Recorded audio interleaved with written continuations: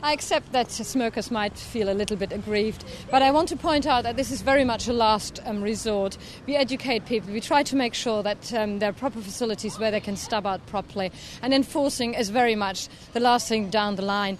But we feel if we wouldn't enforce, people wouldn't take it seriously and just think they would get away with it.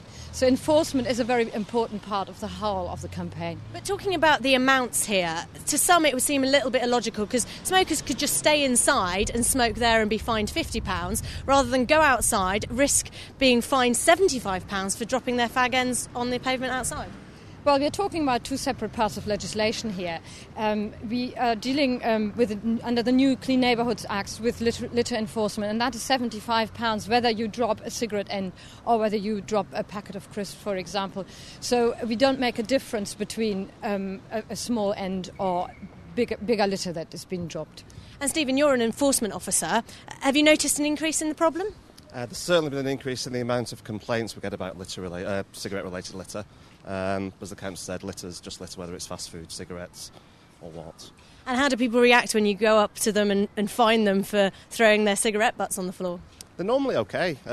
We explain to them what we're trying to achieve, why we're handing out the fine, what they've done, and most of them are very compliant. And do you not think it would be better to maybe educate people rather than fine them?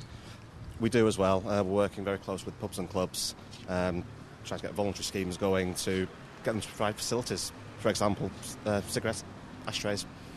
And Councillor, finally, people already pay council tax to have the streets cleaned. Is this not just a cheeky way for the council to make some money?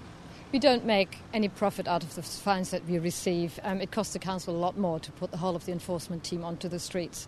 So no, it's a very small income that we receive from the fines. OK, thanks very much to you both. Well, Rochdale Council is clearly sticking to its policy of fining smokers £75 for dropping their cigarette ends on the pavement outside. But in another part of Greater Manchester, a council's taking a softer approach.